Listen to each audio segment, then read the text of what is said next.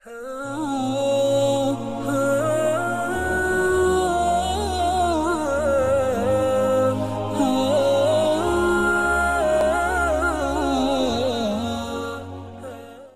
کریم علیہ السلام نے ارشاد فرمایا کہ کون ہے جو مجھ سے یہ کلمات لے اور ان پر خود عمل کرے اور پھر آگے ان لوگوں تک پہنچائے جو ان چیزوں پر عمل کرے۔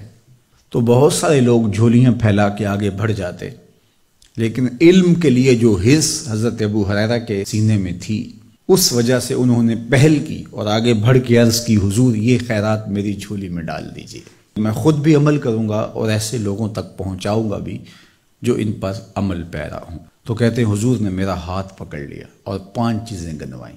پہلی بات میرے حضور نے ارشاد فرمائی، اتق المحارم تکن عابد الناس، اللہ کی حرام کردہ چیزوں سے بچ جاؤ، تم لوگوں میں سب سے بڑے عبادت گزار بن جاؤ گے۔ نیکی کرنا بہت اہم ہے، لیکن یہاں جو تعلیم دی گئی وہ گناہ سے بچنے کی ہے۔ ایک شخص رات کو 100 نفل پڑھ لیتا ہے، لیکن صبح اٹھ کے کسی کا حق غصب کرتا ہے، کسی کو گالی دیتا ہے، جھوٹ بولتا ہے، کم تولتا ہے، کم ناپتا ہے، اللہ کے احکام کو توڑتا ہے، اور دوسرا شخص ساری رات عشاء کی نماز کے بعد سویا رہا اور دن کو فجر کے بعد اس نے جھوٹ نہیں بولا، کسی کو تنگ نہیں کیا، اللہ کی مخلوق کو ضرر نہیں پہنچایا، تو شریعت ایسے شخص کو پسند کرتی ہے جو اللہ کی حرام کردہ چیزوں سے بچ جائے۔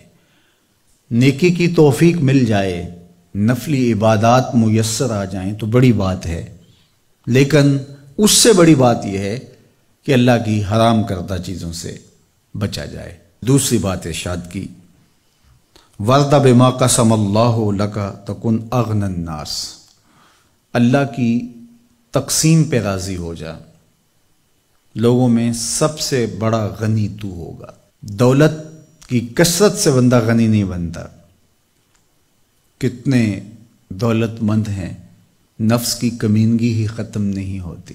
تو غنی اس وقت بندہ بنے گا جب اللہ کی تقسیم پہ راضی ہو گیا، اللہ نے جس حالت پہ رکھا اس حالت پہ خوش ہے کہ میرے مالک نے مجھے جو دے دیا یہ میرے لیے اس نے مناسب جانا، تو بس میں اس پہ راضی ہوں، میں اس پہ خوش ہوں۔ اور اگر انسان یہ نہیں چاہتا اور نہیں کرتا تو جہاں بھی ہوگا وہ مطمئن نہیں ہوگا۔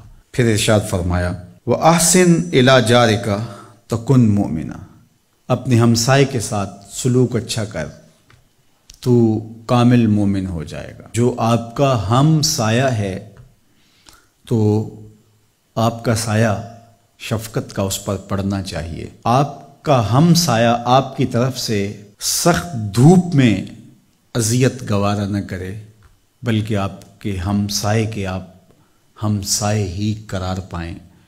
تو آپ کے ایمان کی کسوٹی یہ ہے، آپ کے مومن ہونے کا معیار یہ قرار دیا گیا کہ آپ اپنے ہمسایوں کے ساتھ کیسے ہو۔ چوتھی چیز، وَأَحِبَّ لِلنَّاسِ مَا تُحِبُّ لِنَفْسِكَ تَكُنْ مُسْلِمًا، اگر تم کامل مسلمان بننا چاہتے ہو تو جو اپنے لیے پسند کرتے ہو تمام مخلوق کے لیے وہ پسند کرو۔ اب کوئی شخص یہ مزاج اپنی طبع میں راسخ کر لے تو معاشرے کے اندر شر، فساد، بدامنی، کسی کے حقوق کو غصب کرنا، کسی سے زیادتی کرنا، کسی کا برا چاہنا، سب کچھ ختم ہو جائے گا، اور یہ معاشرہ جنت نظیر بن جائے گا کہ جو ہم اپنے لیے پسند کرتے ہیں وہ ہم اپنے دوست کے لیے، بھائی کے لیے، ہمسائے کے لیے، عزیز کے لیے، رشتہ دار کے لیے پسند کریں۔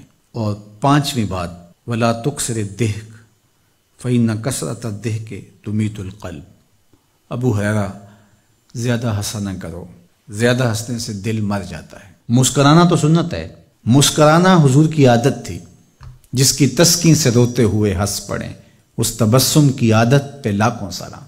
مسکرانے کے بعد اگلا مرحلہ دہق کا آتا ہے، لیکن دہق کبھی کبھی حضور سے صادر ہوا، اور کہا یہ حضور علیہ السلام سے صادر نہیں ہوا، تو کہے سے منع کر دیا گیا۔ دہک کبھی کبھی ہو اور تبسم آپ کی زندگی میں شامل ہو۔ اللہ